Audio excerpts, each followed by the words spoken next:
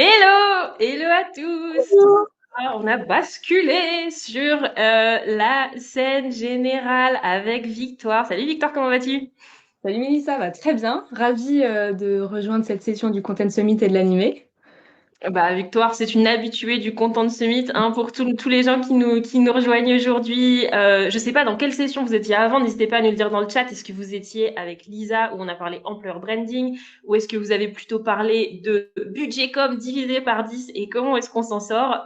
Donc ça nous ferait trop plaisir de savoir jusqu'ici comment ça se passe ce Content Summit. Est-ce que vous apprenez plein de trucs? Moi j'apprends plein de trucs. Voilà, et donc là on rejoint Victoire. Alors, si vous n'étiez pas là l'année dernière ou l'année d'avant, HubSpot, c'est nos partenaires chouchous. Ils viennent tous les ans nous donner la data, le rapport de l'année pour nous dire tout ce qu'il faut qu'on fasse pour l'année d'après et comment préparer sa stratégie de contenu 2025 cette fois-ci.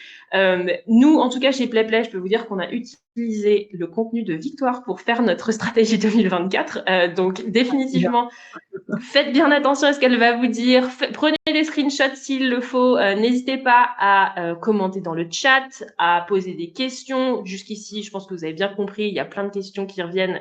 Voilà. Donc, Victoire, je vais te laisser la main. Je vais te laisser présenter tout ce que tu as à nous présenter, tous les chiffres qu'il faut qu'on connaisse pour 2025. Et nous, on va prendre des questions dans l'onglet questions. Et à la fin, je te poserai toutes les questions qui arrivent. Voilà, voilà. Merci. Merci beaucoup Mélissa pour cette intro. Je vais partager mes slides. Alors, vous inquiétez pas si je balaye un peu comme ça, j'ai un double écran, donc c'est pour ça. En tout cas, bonjour à toutes et à tous et merci de vous joindre à cette session du Content Summit que j'ai le plaisir d'animer encore cette année. Voilà, merci encore Mélissa et PlayPlay de m'avoir invitée pour cette nouvelle édition. C'est toujours un plaisir. Et donc, Mélissa m'a déjà présenté, mais du coup, je suis Victoire, marketing manager chez HubSpot. Et pour ceux qui ne connaissent pas HubSpot, c'est du coup la plateforme client unifiée, optimisée par l'IA, qui aide les entreprises à réussir leur croissance. Rien que ça. Donc aujourd'hui, nous allons nous parler tendance marketing pour informer votre stratégie 2025. Du coup, je vous propose de vous faire un petit récap du paysage marketing 2024, puis de faire un focus sur les 5 grandes tendances qui se profilent pour 2025 et terminer par une conclusion suivie d'une petite session questions-réponses. Donc n'hésitez pas à mettre vos petites questions dans l'onglet questions comme l'a précisé Mélissa. Alors, je commence par planter le décor. Je pense que nous pouvons tous nous accorder sur le fait que cette année 2024 a été très challengeante pour les marketeurs, mais quand même par acquis de conscience, je vais envoyer, je ne sais pas Mélissa, s'il y a un petit sondage pour qu'on sonde justement l'audience et voir si pour vous aussi, ou s'il n'y a pas de Alors, sondage, vous pouvez nous dire dans le chat si vous avez il trouvé. arrive, il est poussé. Attention, sondage, dans l'onglet sondage. Voilà, est-ce que vous avez trouvé cette année particulièrement challengeante? Alors, je vois pas mal de oui, on a 87% d'entre vous, 87,5, 84 ça change, mais une écrasante majorité d'entre vous qui effectivement partagent que cette année a été très compliquée. Eh bien, breaking news, vous n'êtes pas du tout les seuls. En fait, nous sommes vraiment là, en cette fin d'année 2024, à un point d'inflexion avec 3 grands changements clés qui y contribuent. Hop, je change de slide. Alors, le premier point qui fait que, voilà, on a eu une année très challengeante, c'est qu'il n'a jamais été aussi difficile d'atteindre votre audience. En effet, parmi les principaux défis qu'on a soulignés dans notre dernier rapport avec LinkedIn sur l'IA, le marketing et la data, il y a une chose qui est ressortie particulièrement des marketeurs français d'ailleurs, dans leurs principaux défis, c'était l'atteinte de leur audience. Mais alors, pourquoi? En fait, il y a quelques petites explications à ça. C'est que la recherche web a fondamentalement changé avec l'adoption de l'IA. Désormais, il y a de plus en plus de questions qui sont adressées directement dans les résultats de recherche sans même qu'on ait besoin de cliquer un lien ou l'autre. Ou alors, vous allez pouvoir discuter directement avec votre chat GPT, Gemini ou voilà, l'IA que vous utilisez. Donc, on passe vraiment à une expérience marketing du zéro clic. Donc ça a beaucoup affecté le trafic et l'atteinte de l'audience. Au-delà de ça, il y a également les réseaux sociaux qui ne nous facilitent pas la tâche parce qu'avec leurs algorithmes, ils retiennent vos clients plus longtemps et ne se contentent plus en fait de diffuser simplement les contenus. Et de fait, les publications avec des liens externes vont obtenir moins de visibilité et les posts natifs sont vraiment préférés par les algorithmes. Le résultat est sans appel. Gartner prédit une baisse de 25% du trafic web organique d'ici 2026. Donc, le rapport des tendances marketing qu'on sort chaque année et que je vais vous présenter un peu plus tard, présente l'un des défis les plus importants pour les marketeurs cette année, comme générer du trafic et des leads. Donc, on comprend désormais pourquoi, avec ces différentes barrières, ces différents changements qui font vraiment, voilà, qui changent complètement le paysage marketing et la manière dont on peut atteindre l'audience.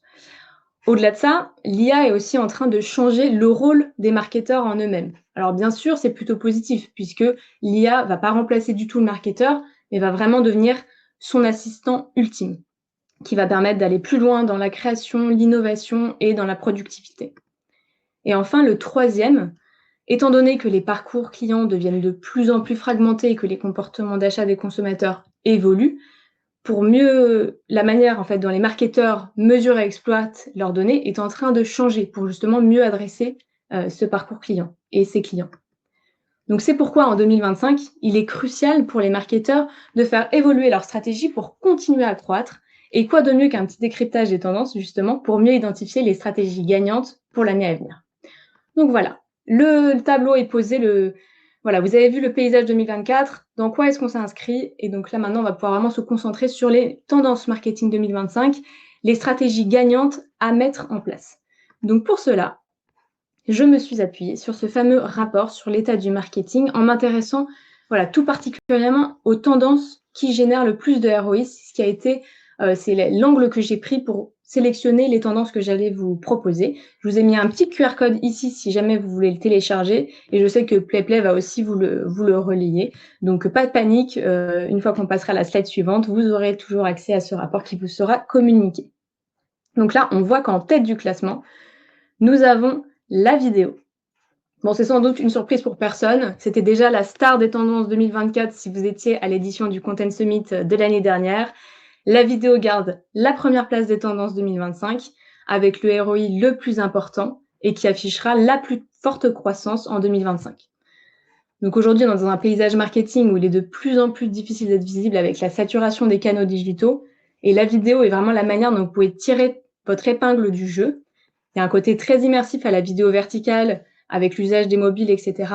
Donc, c'est vraiment une manière de justement capter l'attention de l'audience.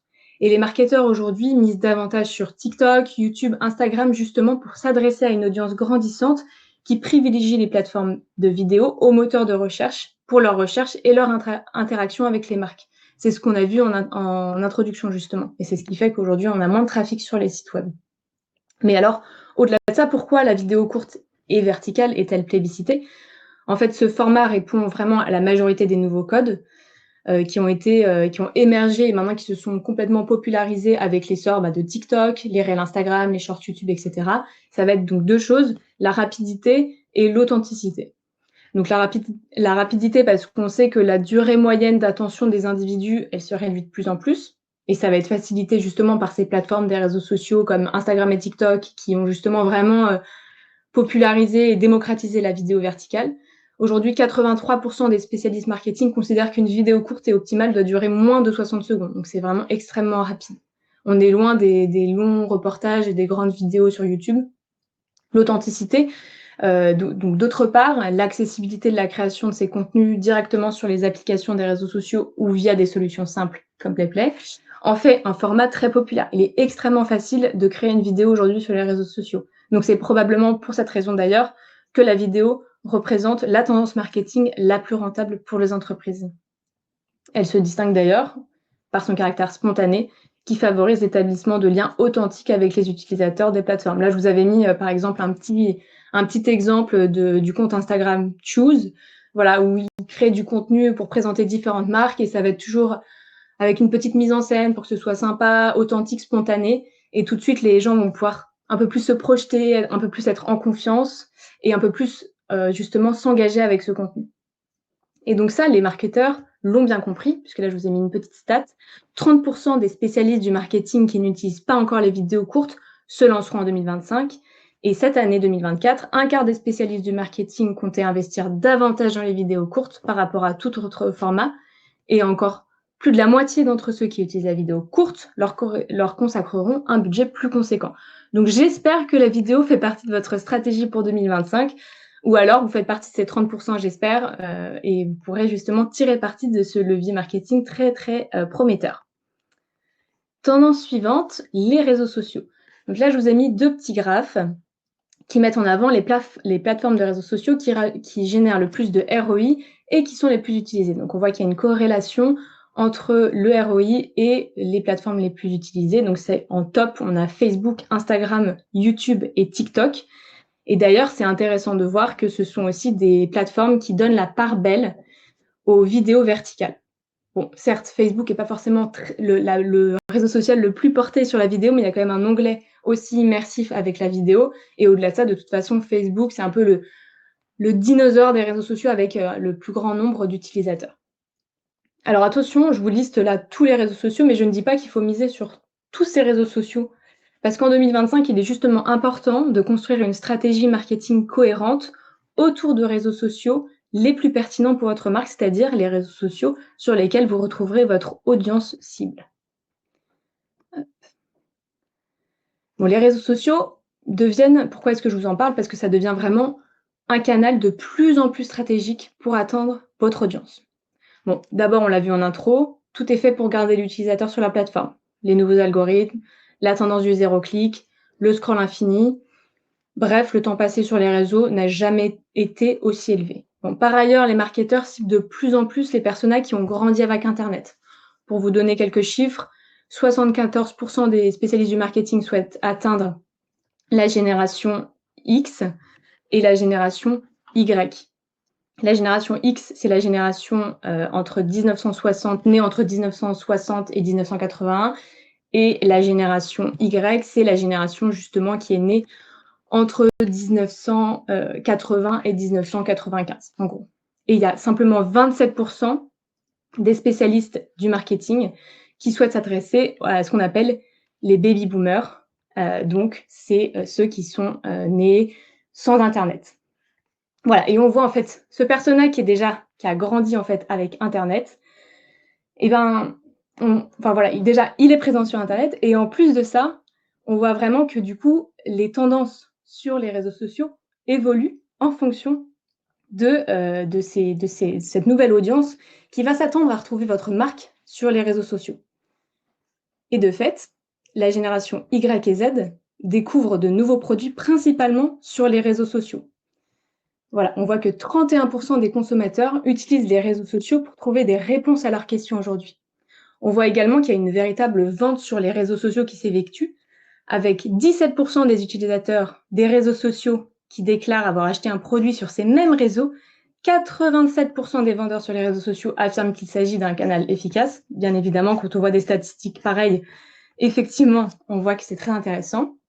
Et enfin, 19% des utilisateurs des réseaux sociaux déclarent avoir envoyé déjà un message privé pour le service client. C'est en hausse de 45%, donc c'est assez énorme. Et un jeune utilisateur sur 5 préfère contacter le service client via message privé. Donc, voilà, être présent sur les réseaux sociaux va devenir vraiment crucial en 2025 et même au-delà pour les entreprises dans leur stratégie. Donc, les réseaux sociaux à l'ère du zéro clic, qu'est-ce qu'il faut faire justement pour atteindre son audience cible? Je vous ai mis une petite liste non exhaustive, des petits tips justement à mettre en place. Donc tout d'abord, adopter une approche unifiée, c'est-à-dire identifier là où votre audience cible se trouve et capitaliser sur ces réseaux. Donc vraiment, choisissez stratégiquement. Inutile justement d'éviter l'écueil, enfin justement pas inutile, juste éviter l'écueil de vous disperser sur toutes les plateformes. Ce n'est pas forcément pertinent, vous allez disperser vos efforts et ça va se ressentir dans votre stratégie éditoriale. Deuxièmement, tirez parti de l'IA générative pour optimiser votre création de contenu, mais faites attention, cherchez à préserver votre authenticité pour rassurer le consommateur qui reste méfiant vis-à-vis des contenus automatisés génériques. Qui n'a jamais cramé un peu un poste d'entreprise qui sentait un peu l'IA? Bon, bah, ça casse un peu le truc. On se dit, bon, bah, voilà, c'est assez fade de voir que ça a été fait en 2 secondes de ChatGPT. Voilà, soyez un peu subtil quand même, mais vraiment tirez parti pour être plus productif, aller un peu plus loin dans comme les vidéos verticales qui répondent d'engagement émotionnel, de divertissement, plutôt que de simple promotion. L'autopromotion, c'est vraiment quelque chose à éviter en 2025. Publier également du contenu interactif, des questions, des sondages, des invitations à commenter pour construire justement une communauté durable et engagée autour de votre marque. Et enfin, créer un contenu adapté à vos différents réseaux en tenant compte justement des spécificités de chaque audience et de chaque canal utilisé. Et bien entendu, très important en matière de contenu, restez toujours à l'écoute de votre audience pour pouvoir vous adapter à ses attentes. Passons désormais au marketing d'influence. Bon, vous le savez très bien, le marketing d'influence, c'est vraiment un levier très puissant pour les entreprises. D'ailleurs, le marketing d'influence figure parmi les 3 principales tendances en matière de ROI. Donc là, je vous ai mis quelques chiffres clés qui justement illustrent bien la puissance du marketing d'influence. Donc il y a 7 clients sur 10 qui affirment faire davantage confiance aux individus qu'aux marques et un consommateur sur 4 qui a déjà acheté un produit à la suite d'une recommandation d'un influenceur. Et je suis sûre que là, parmi l'audience d'aujourd'hui, il y en a un bon nombre. Et moi, la première qui a déjà justement a été influencée par un influenceur à acheter suite à une recommandation parce que justement, ça nous a fait découvrir un produit. On s'est dit, ah chouette, intéressant. Je suis cette personne justement pour ses recommandations, je sais pas, sur les produits de bricolage et celle-ci a l'air formidable, je vais l'acheter. Donc voilà, ces statistiques vraiment illustrent bien l'importance des influenceurs. Mais moi, aujourd'hui, j'aimerais bien me concentrer sur une catégorie particulière d'influenceurs, les micro-influenceurs. Donc vous le savez, il y a différentes typologies, catégories d'influenceurs. Il y a donc les méga-influenceurs, ceux qui ont plus d'1 million. Il y a les macro-influenceurs qui en ont plus de 100 000. Les micros qui ont entre 100 000 et 10 000. Et puis après, les nanos qui ont moins de 10 000 abonnés. Bon, en fait, il se trouve que 47% des marketeurs rapportent avoir connu des collaborations fructueuses avec ces micro-influenceurs. Et plus de 85% des marketeurs abandonnent justement les célébrités, c'est-à-dire les méga-influenceurs, au profit de ces influenceurs micro, qui vont donc coûter un peu moins cher. Et en plus, ils sont très, très intéressants en termes d'audience. En fait, en 2025, il sera essentiel de collaborer avec ces micro-influenceurs parce que les réseaux sociaux saturent. Il y a une fatigue des audiences qui pousse les marques à aller justement chercher des partenariats plus authentiques et plus significatifs. Donc, travailler avec des micro-influenceurs va vraiment permettre d'amplifier la visibilité de votre marque de manière rentable, tout en accédant à des communautés fidèles et engagées. C'est là tout l'intérêt des micro-influenceurs, c'est leur capacité justement à entretenir des relations authentiques et créer une véritable synergie avec leur audience. Et ça se traduit vraiment par un taux d'engagement élevé et une confiance dans ces communautés. Il est également crucial de favoriser les collaborations répétées avec ces influenceurs. C'est vrai que c'est dommage si vous travaillez avec un énorme éventail de micro-influenceurs. Alors certes, vous pouvez toucher votre audience, mais en fait, vous perdez un peu en cohérence. Donc la continuité va justement assurer la cohérence dans le ton, les messages de votre marque et va renforcer aussi l'efficacité des campagnes sur le long terme. En établissement des relations durables, vous pouvez aussi créer une relation de confiance avec votre audience envers votre marque. Voilà, là, il y a vraiment, ça va renforcer votre image de marque aussi.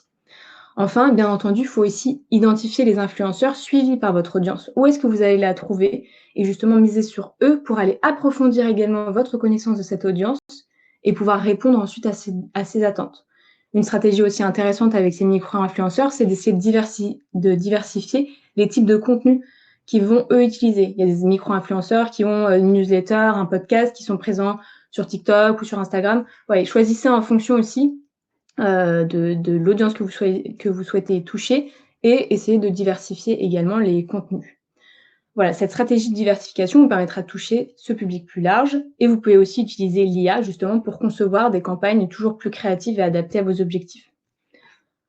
Donc, en somme, je vous récapitule justement les petits points clés de la stratégie de marketing d'influence pour 2025.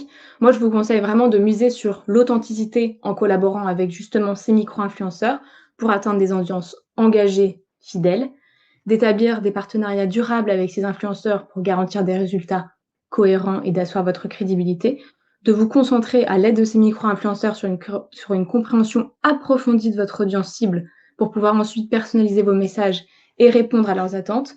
Et enfin, bien entendu, et encore de manière judicieuse, utiliser l'IA pour stimuler la créativité de vos campagnes, pour créer des idées innovantes et optimiser l'impact de vos communications.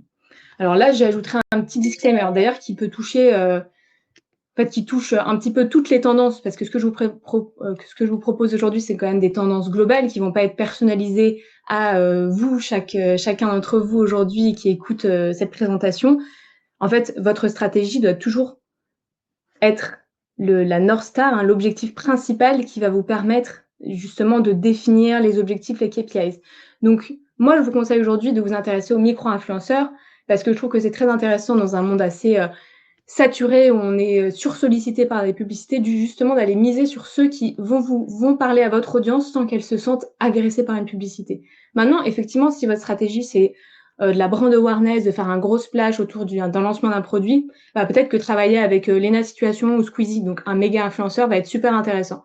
Donc voilà, toujours prendre ce que je vous dis avec des pincettes et sous le prisme de OK, moi, mon objectif cette année, ça va être ça, je sais pas, justement, agrandir la brand awareness de votre marque. Et donc, en fonction de cette North Star, de cet objectif principal, vous adaptez votre stratégie. Voilà, je tenais quand même à le dire parce que je sais que c'était un parti pris de miser sur les micro-influenceurs, mais en tout cas, c'est une tendance vraiment clé en 2025 et moi, j'y crois très fort. Maintenant, passons à la tendance suivante, la personnalisation. Savez-vous que près de 3/4, c'est-à-dire 74% des consommateurs en ligne sont frustrés par les sites web lorsque le contenu qui apparaît, que ce soit une offre, une publicité, une promotion, n'a rien à voir avec leurs intérêts? En fait, nous sommes vraiment passés avec l'IA, donc depuis 2022-2023, de l'âge de l'information à l'âge de l'intelligence. Donc en 2025, l'avenir du marketing de contenu est vraiment devenu personnel. Offrir une expérience personnalisée, c'est-à-dire une expérience complètement individualisée, c'est plus une option pour les marketeurs, c'est vraiment un indispensable. Et les chiffres sont parlants. Là, je vous ai mis un chiffre qui a dû retenir votre attention. Les spécialistes du marketing qui lancent des campagnes personnalisées ont 215% plus tendance à juger leur stratégie marketing très efficace. Donc cette personnalisation, elle va vraiment contribuer non seulement à la fidélisation des clients, mais elle va également stimuler les ventes, avec 96% des marketeurs affirmant que cela les aide à retenir les clients et 94% constatant une augmentation des ventes. Donc c'est vraiment énorme. Cependant, et c'est la petite stat que je vous ai mis ici avec 2 points d'exclamation parce que je voulais vraiment attirer votre attention sur ces chiffres-là. Il est important de noter qu'il existe un écart significatif entre l'importance accordée à la personnalisation et son exécution réelle. Donc on voit bien que 73% des spécialistes du marketing considèrent la personnalisation comme vitale, mais seulement 35% estiment que leur marque offre actuellement une expérience très personnalisée. Donc vraiment, ça représente un trésor d'opportunités pour nous, les marketeurs, parce qu'en fin de compte, un ciblage précis, une personnalisation bien exécutée peut en fait transformer une simple interaction en une expérience mémorable pour un prospect, un lead, un futur client. Donc, pour personnaliser efficacement le contenu, il faut s'armer d'outils qui disposent de fonctionnalités puissantes, telles que des modèles de personnalisation faciles à utiliser, des options d'automatisation, du contenu dynamique basé sur le CRM. Bon, par exemple, il y a HubSpot, mais il y a une multiplicité d'outils aujourd'hui qui vous permettent justement d'aller plus loin dans votre personnalisation et de pouvoir vraiment construire des campagnes personnelles. Donc, et par ailleurs, les spécialistes du marketing doivent aussi recourir maintenant à la collecte de données propriétaires pour créer du contenu personnalisé. Donc, ça devient essentiel avec la disparition progressive des cookies tiers. Alors, ça fait longtemps que, voilà, on en parle, etc. Mais ça arrive doucement, mais ça arrive. Et justement, ces données de haute qualité vont permettre de mieux connaître votre audience et de personnaliser, les informations en conséquence. Donc, en fait, la personnalisation, si je peux vous faire un petit récap en 5 points, ces gros avantages, c'est que ça va vous permettre de fidéliser vos clients. Parce qu'un client qui reçoit un contenu en adéquation avec ses besoins, il sera beaucoup plus à même de s'engager dans une relation sur le long terme avec la marque. Ça vous permettra également d'améliorer votre image de marque en vous adressant spécifiquement aux acheteurs. La marque se définit comme proche d'eux et prête à répondre à leurs attentes. Ça vous permettra également, je l'ai dit plus haut, mais d'augmenter vos ventes, puisque la personnalisation permet vraiment d'obtenir un ROI bien supérieur à toute autre dépense marketing. Accroître aussi le taux de conversion, parce qu'en recevant du contenu ciblé, les prospects sont plus enclins à chercher de l'information sur les produits et justement à passer à l'acte d'achat. Et enfin, à créer une cohérence entre les canaux. Parce que les clients utilisant facilement un canal, puis un autre pour se renseigner sur les marques, eh ben, ils vont apprécier avoir la même expérience qu'ils ont sur un mobile, ce qu'ils vont avoir comme expérience en magasin. Donc voilà pourquoi la personnalisation est très, très importante en 2025. Et justement, l'IA va être là pour vous aider à mettre en place cette personnalisation. L'intelligence artificielle et l'automatisation. Ils jouent un rôle clé dans cette évolution vers la création de contenu personnel et je vous ai mis 3 stats justement pour illustrer mon propos. La première, c'est que 77% des marketeurs utilisant l'IA générative déclarent qu'elle les aide à créer du contenu plus personnalisé. Il y a aussi 72% d'entre eux qui estiment que l'IA et l'automatisation permettent de personnaliser les expériences clients à une échelle jamais vue auparavant. Et je me répète, mais il est vraiment crucial d'intégrer cette technologie en 2025, puisque 79% des marketeurs, justement, disent que ces technologies sont la clé pour favoriser le succès du marketing. Et on voit que les équipes marketing les plus performantes sont 2 fois plus susceptibles d'être justement dans les dernières étapes du parcours d'adoption de l'IA. Après, au-delà de la personnalisation, vous n'êtes pas sans savoir que oui, l'IA permet aussi aux marketeurs de se concentrer sur l'excellence de leur contenu. L'IA va vraiment représenter un véritable gain de productivité et d'efficacité opérationnelle. Et justement, 81% des spécialistes du marketing qui utilisent l'IA générative trouvent qu'elle les a aidés réellement dans leur travail, surtout pour la création et l'ébauche de contenu. Donc là, je vous ai mis justement un petit graphique. On voit qu'avec l'IA, vous pouvez définir votre sujet, définir votre audience, rechercher les canaux pour la communication. Ensuite, passer justement à la moulinette ce que l'IA vous a recommandé pour le rendre ce contenu bon, excellent. Et enfin, analyser également les performances de votre campagne à l'aide de l'IA. Donc vraiment, aujourd'hui, l'IA va vraiment permettre aux marketeurs de gagner du temps en automatisant des tâches répétitives. Et ils peuvent économiser jusqu'à 3 heures par jour, justement, en créant du contenu à l'aide de l'IA et en facilitant la production et l'idéation à l'aide de l'IA.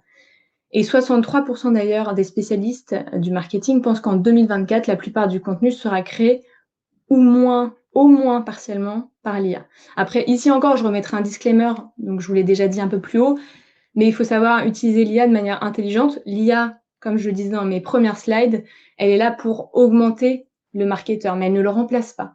On a toujours besoin de l'intelligence émotionnelle d'un humain et aussi l'intelligence humaine pour aller justement retravailler ce que l'IA produit pour justement que ça sonne bien, qu'on ne retrouve pas ce côté IA qu'on peut retrouver et déceler assez facilement dans des posts ou dans certains contenus. Donc, il faut toujours essayer justement de l'utiliser intelligemment pour que le contenu reste authentique et personnel et qu'on ne tombe pas dans l'écueil de la surproduction de contenu impersonnel qui donc sera un échec. Voilà, je vous ai vraiment rapidement, parce qu'il y a plein de choses à dire, beaucoup de choses à dire et le temps passe vite, on n'a que 30 minutes de présentation. Mais je voulais faire un petit récap justement sur ce que je viens de vous dire pour que vous reteniez les points clés. Lorsqu'il s'agit de capturer l'attention en 2025, construire une audience avec du contenu pertinent et percutant. L'ancienne stratégie, c'était de créer occasionnellement une vidéo. Demain, j'aimerais que vous ayez vraiment une stratégie marketing axée sur la vidéo. Avant, vous partagiez du contenu sur les réseaux sociaux. Demain, il faut que vous partagiez du contenu natif, ciblé par rapport aux réseaux sociaux que vous choisissez et pour l'audience que vous souhaitez atteindre. Avant, vous lanciez probablement ponctuellement une campagne avec des méga influenceurs. Demain, moi, je vous conseille vraiment de construire des collaborations étroites, stables avec des micro-influenceurs qui s'adressent à votre audience et qui vous permettront justement d'adresser cette audience. Et enfin, construire une relation et générer des leads à l'aide de campagnes alimentées par l'IA. L'ancienne stratégie, c'était justement de cibler une audience, construire une campagne pour cibler une audience. Demain, je veux que vous construisiez des campagnes personnelles et individualisées, mais pas justement une seule, j'ai oublié les S, mais une campagne S personnelle, S et individualisée. Demain, la collecte des données via les cookies tiers, je vous conseille de la faire je vous conseille plutôt de collecter justement ces données propriétaires pour enrichir votre CRM, pour enrichir vos logiciels et pouvoir justement construire ces campagnes personnelles et individualisées. Et enfin, bien entendu, et je suis sûre que vous utilisez déjà l'IA, Mais hier, les marketeurs faisaient tout. Demain, vraiment, tirez parti de l'IA pour gagner en productivité. Laissez l'IA créer et aller affiner et perfectionner le contenu créé à l'aide de l'IA. Voilà, je vous remercie beaucoup pour votre attention et on va pouvoir passer à une session questions-réponses. Merci Victoire, tu ne seras pas étonnée, il y a beaucoup de questions, beaucoup de commentaires. Déjà, merci beaucoup pour ta présentation, merci beaucoup pour ces chiffres. Je pense qu'il y a plein de choses dont on avait potentiellement quelques idées, notamment la vidéo, l'IA, tout ça, mais en tout cas de voir des chiffres vraiment hyper concrets sur ce que ça représente, c'est définitivement super intéressant. Je vais faire un peu des condensations de questions, parce qu'il y a plein de questions qui sont assez similaires, mais qui, je pense, se rejoignent un petit peu. Il y avait une première question qui était autour de tout ce que tu as parlé en termes de personnalisation. Concrètement, si je veux personnaliser une campagne, qu'est-ce que je dois faire? Comment est-ce que je m'assure que ma campagne elle est le plus personnalisée possible?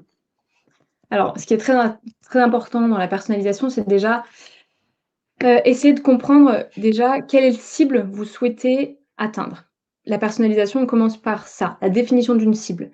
Les campagnes de personnalisation et les campagnes personnalisées, justement, elles s'adressent à une toute petite cible, justement parce que vous allez pouvoir vraiment tirer parti de cette cible. Et pour tirer au mieux parti de cette cible, il faut qu'elle soit quand même assez restreinte. Donc, vous allez vraiment, je vous conseille de vraiment segmenter. Par exemple, vous êtes dans une entreprise et vous souhaitez vous adresser aux directeurs commerciaux qui travaillent dans des entreprises de 5 à 10 personnes, qui font face à, je sais pas, justement le défi de restructurer complètement leur équipe et construire une stratégie commerciale pour 2025, par exemple. Vous allez vraiment identifier ce personnel-là dans votre base de données. Alors, comment vous allez le faire? Justement, alors encore une fois, les logiciels comme un bon CRM, ça va vraiment être des outils indispensables pour que vous puissiez justement aller identifier ce genre de comportement. Donc, vous pouvez vous rendre compte si cette personne est allée lire votre article de blog sur défis commerciaux pour lancer votre stratégie commerciale. Et bon, à l'aide de tous ces éléments, vous allez pouvoir consolider un contenu hyper personnalisé. Je vous apprends rien. Déjà, la base de la base, c'est vous mettez bonjour, un token de personnalisation pour vraiment que la personne déjà ait son nom qui ressorte. Ensuite, vous allez personnaliser le message en fonction justement de ce persona, des défis qu'il rencontre. Voilà, donc vraiment, je dirais que la première chose à faire lorsqu'il s'agit de lancer une campagne de personnalisation, c'est de comprendre dans votre stratégie quelle est votre stratégie, par rapport à votre stratégie, quelles sont les cibles clés que vous voulez atteindre et concentrer vos efforts justement sur des tout petits pools, ces toutes petites cibles et vous allez vraiment consolider toute une campagne de personnalisation autour. Donc, ça passe par certes des emails. Est-ce que vous voulez, par exemple, créer un contenu super justement conçu pour ce persona précis pour répondre aux défis auxquels il fait face, en lui apportant de la valeur ajoutée, parce qu'un message sans valeur ajoutée, ça va faire une belle jambe au dirigeant commercial de recevoir un message de votre part juste pour lui dire nous savons que vous faites pas face à ce défi, merci, bonne journée. Bon, voilà, qui est vraiment une valeur ajoutée et puis justement que ça puisse engager une conversation avec ce persona. Super clair, super clair. J'adore ce que tu dis sur le côté vraiment niche, quoi, parce que c'est vrai que, je suis sûre que c'est la même chose pour tous les gens qui sont dans le chat, mais quand tu reçois un email, moi qui fais partie des communicants, mon travail c'est d'être communicante, mais je m'occupe de plein de choses, de social media, de plein de choses comme ça. Avoir quelqu'un qui vient juste me voir pour me dire Mélissa, vous savez l'importance de bien parler à votre cible. Je me dis oui, mais non, là, il faut que tu me parles de comme ce qu'on est en train de se raconter dans le chat là, ma campagne B2B vidéo. Parle-moi de choses qui vraiment sont pertinentes et vraiment dans mes enjeux. Donc, peut-être faire plusieurs campagnes, mais plus ciblées, c'est forcément plus intéressant que de se dire bon allez, je fous tout le monde je fous toute ma liste dans ce même email et j'espère que ça colle un peu comme des spaghettis au mur et essayer de voir qui va adhérer à ce que je raconte, quoi. Donc hyper intéressant ton point sur la personnalisation. C'est vraiment la qualité. Pardon. C'est vraiment la qualité. On préfère la qualité à la quantité dans ce genre de campagne. Donc, il ne faut pas avoir peur justement d'aller s'adresser à une toute petite audience parce que croyez-moi, si vous vous adressez les bons messages, mais vous allez vraiment avoir des super retours par rapport à justement un email envoyé à une masse de contacts qui vont vraiment, la plupart, être pas du tout intéressés par ce dont vous leur parlez.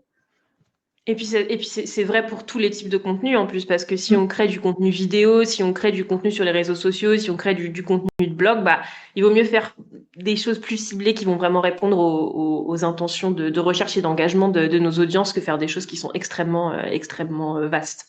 Exactement. J'ai une deuxième marmite de questions pour toi qui revient un petit peu sur tous les sujets du B2B, parce que là, on s'est parlé de beaucoup de choses qui sont des grandes tendances de contenu. Ma question, elle est en deux parties. Il y a une première question qui est vraiment, est-ce que les tendances que tu viens de nous donner là, elles sont vraies à la fois pour le B2C et pour le B2B?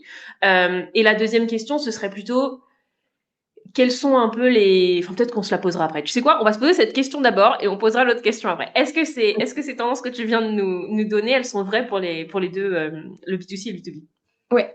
Bah, alors bien entendu, j'avais fait un petit disclaimer à un moment dans la présentation en disant, bah, voilà, toutes ces tendances que je vous présente, elles sont globales. Bon, elles sont globales, donc forcément, en fait, ça reste des tendances globales. Maintenant, à vous de les prioriser en fonction de bah, votre entreprise, vos besoins, ce que vous souhaitez construire, vos objectifs, etc. Alors oui, la réponse c'est oui, elles s'adaptent tout à fait au B2C comme au B2B. Moi, chez HubSpot, je travaille clairement dans le secteur du B2B. J'utilise la vidéo, je travaille avec des influenceurs, j'utilise les réseaux sociaux. Oui, en fait, elles peuvent tout à fait, ces tendances répondent tout à fait aux besoins du B2B comme aux besoins du B2C. Et voilà, à vous ensuite de prioriser en fonction de votre entreprise, de vos besoins, et de vous dire, OK, ça, c'est intéressant vraiment pour moi par rapport à ma stratégie. En revanche, ça, je vais peut-être l'écarter, ce sera peut-être pour plus tard ou je vais surveiller ça. Enfin, voilà. Donc vraiment, c'est adapté à vos stratégies, à vos entreprises, à vos besoins personnels. Ouais, hyper clair. Et là-dessus, enfin, je rebondirai aussi chez Playpen, nous, c'est aussi du marketing B2B qu'on fait. Et en fait, toutes les tendances que vient de présenter Victoire, c'est des tendances qui sont vraies pour nous aussi. La vidéo, bon, en plus, on est Playplay, évidemment qu'on fait de la vidéo, mais la vidéo, c'est évidemment un gros sujet. La personnalisation, c'est aussi important dans le B2B. L'utilisation des réseaux sociaux, c'est absolument vrai pour le B2B. En fait, je crois que se rappeler que les gens qui interagissent avec votre marketing B2B, c'est des humains avant tout, qui attendent de vous de faire du marketing qui sera d'une qualité et en tout cas d'un engagement assez similaire à du contenu B2C, c'est la vérité. Et il faut pas se dire, comme je fais du B2B, je ne peux pas, je ne peux pas faire des choses un peu engageantes ou en tout cas qui répondent au code de ce que les gens ont envie de voir sur les réseaux. Si ma deuxième question du coup, après m'être arrêtée à mi-chemin, ma deuxième question c'était plutôt la vidéo spécifiquement pour le B2B. Alors il y a plein de choses qui sont en train de se passer. Il y a LinkedIn qui vient d'ouvrir le feed vidéo un peu vertical à la TikTok. Il y a aussi des gens qui utilisent la vidéo sur LinkedIn maintenant, un peu format, facecam, authenticité, tout ça. Est-ce que toi c'est quelque chose que tu remarques en tout cas dans les chiffres, en tout cas que le LinkedIn spécifiquement et tout ce contenu un peu vidéo sort un peu des codes juste employer branding, vidéo un peu, voilà, on parle de l'entreprise de manière très corporate et il y a ce côté un peu plus éducation, facecam, comme on peut voir sur potentiellement d'autres formats. Ouais, complètement. Pour moi, justement, la vidéo verticale et j'en parlais tout à l'heure, mais elle a vraiment le gros avantage d'avoir cet aspect un peu plus authentique, un peu plus spontané parce qu'on est tous capables de prendre notre téléphone et hop, d'enregistrer une vidéo. Elle va être, bon, assez spontanément en format vertical parce on va filmer comme ça, et ensuite, ben, elle est d'autant plus intéressante que nous, sur nos téléphones, justement, enfin, c'est là où on va consulter le plus LinkedIn, TikTok, Instagram, etc. Bah, elle va être prendre tout notre écran, avoir ce côté super immersif. Alors, au-delà de l'intérêt pour les marketeurs d'aller justement privilégier ce format pour aller capturer l'attention de leurs cibles, il y a aussi justement ce côté, on sort des codes de la vidéo assez léchés, préparés, même si vous pouvez faire en fait une vidéo assez spontanée, authentique, avec un peu de préparation, mais l'idée en fait, c'est que ça a vraiment le côté authentique et spontané qui ressorte parce que c'est ce qu'on veut voir aujourd'hui. On est un peu fatigué justement des vidéos hyper soignées, et cetera. Ça permet de construire justement cette relation de confiance. On se dit: «Bah chouette, là je vois vraiment les coulisses, de cette entreprise, comment ils travaillent, quels employés, enfin, le retour honnête d'un employé sur bah, son entreprise, comment est-ce qu'il travaille, etc. Donc oui, c'est vraiment le contenu phare et le contenu Oui, qui attire le plus les gens aujourd'hui, c'est vraiment on veut de l'authentique, on en a marre, voilà, des campagnes marketing hyper léchées avec des vidéos, voilà, on sent que c'est pas robotique, mais c'est très scripté. On a envie justement d'avoir ce côté spontané et pour moi, c'est un gros plus, notamment sur LinkedIn pour aller casser un peu, on connaît tous cet aspect de LinkedIn justement, très corporate où tout le monde se fait un peu mousser, mais justement, hop, d'aller casser ça et de mettre une petite vidéo en mode, bah, voilà ce que je fais vraiment, voilà comment j'utilise mon CRM, voilà comment je construis une campagne super personnalisée, quelques tips et cetera. Merci, merci beaucoup. J'ai une dernière petite question que je te prends rapidement. Il nous reste 5 minutes et ensuite ce sera la pause déj. Je pense que tout le monde a envie d'aller casser la croûte. Casser la croûte. J'ai 65 ans. Je vous fais mes expressions. C'est une question sur un autre sujet que tu as abordé, le sujet des micro-influenceurs. Donc là, on change un peu de sujet. Sur les micro-influenceurs, parce que je pense que c'est vrai pour plein de marketeurs, influenceurs. Il y a longtemps, c'était vraiment l'idée du oh là là, je vais devoir payer très très cher. Est-ce que je vais vraiment avoir un vrai ROI dessus? Voilà. Cette création de contenu avec des micro-influenceurs, c'est comment tu choisis potentiellement le bon micro-influenceur et ensuite comment tu établis, parce que tu as parlé justement du fait de pas se dire je vais en prendre 65 et je vais travailler avec 65 micro-influenceurs. C'est important de créer cette relation et de travailler avec cette personne un peu sur le long terme. Donc comment est-ce que tu les choisis et comment est-ce que tu vois que cette relation fonctionne? Très bonne question. Alors pour, la sélection des micro-influenceurs, moi, ce que je vous conseille et ce que je trouve le plus pertinent, c'est d'aller, en fait, vous-même regarder. Alors en fonction, bien sûr, du réseau social, par exemple, mettons LinkedIn, vous êtes, une marque, B2B et vous essayez de trouver justement des influenceurs qui s'adressent à, des décideurs marketing, qui font face à enfin, qui essayent justement d'établir leur stratégie pour 2025 et qui cherchent les outils pour, pouvoir justement, bah, faire décoller leur stratégie en 2025. Bon, avec ça en tête, bah, en fait, vous pouvez aller juste faire de la veille sur les réseaux et essayer de voir, OK, est-ce qu'il y a certains influenceurs que je repère qui me paraissent très pertinents, sur ce sujet? Moi, voilà, je vous conseille vraiment d'aller justement vous-même regarder, voilà, c'est ma cible. Si je tape, des mots-clés sur la barre de recherche de LinkedIn et si je fouille un petit peu, qu'est-ce qui ressort? Est-ce que je vois des influenceurs qui sont intéressants? Et puis ensuite, ce que je vous conseille, c'est d'aller justement commencer à construire cette relation avec les influenceurs avec lesquels vous souhaitez collaborer. Donc, vous pouvez commencer à commenter leurs posts, leur dire: «Bah, très intéressant, nous, voilà ce qu'on enfin voilà, essayer de rebondir sur leurs posts, peut-être de leur envoyer un message, en commençant comme ça à construire une relation de confiance avec eux. Et puis ensuite, en fait, carrément aller les contacter en disant: «Bah, voilà, ça fait, un moment que je suis ce que tu fais. Est-ce qu'on pourrait, envisager une collaboration ensemble?» Voilà, c'est une première conseil que je vous donne pour justement aller sélectionner cet influenceur qui s'adresse à votre audience. Après, bien sûr, il y a aussi des agences de marketing qu'on a déjà utilisées, par exemple, enfin, de marketing d'influence qu'on a déjà utilisées chez HubSpot, qui peuvent vous permettre aussi, bah, dans leur portfolio d'influenceurs, en fonction de ce que vous recherchez, qui vont pouvoir vous présenter justement des profils d'influenceurs et vous pouvez sélectionner aussi à l'aide de ce tiers qui peut vous présenter aussi des influenceurs justement. Ensuite, comment est-ce qu'on peut juger une collaboration, avec un influenceur comme réussie? Et je dirais dans un premier temps que ça passe par la relation que vous nourrissez avec cet influenceur, puisque comme je vous l'ai dit un peu plus tôt, il est crucial justement de pouvoir construire une relation vraiment, durable, dans le long terme et cetera, pour pouvoir, justement gagner la confiance de votre audience, nouer, une belle relation et ça va bénéficier aussi à votre marque. Donc d'abord, est-ce que la relation se passe bien? Ensuite, bien entendu, est-ce que les résultats sont là? Est-ce que, sur vos KPIs, d'impression, de reach, ensuite de lead generé, enfin ça va vraiment dépendre de la nature de la collaboration. Est-ce que votre objectif principal avec cet influenceur, c'était justement d'être visible, d'accroître votre awareness? Est-ce que c'était simplement de générer des leads sur une certaine campagne? Est-ce que c'était de générer du trafic sur votre site web? Voilà, en fonction de cela, bah, vous allez définir des KPI avec cet influenceur. Reste à voir de manière très concrète, OK, est-ce que les KPI, est-ce que les objectifs ont été atteints, dépassés?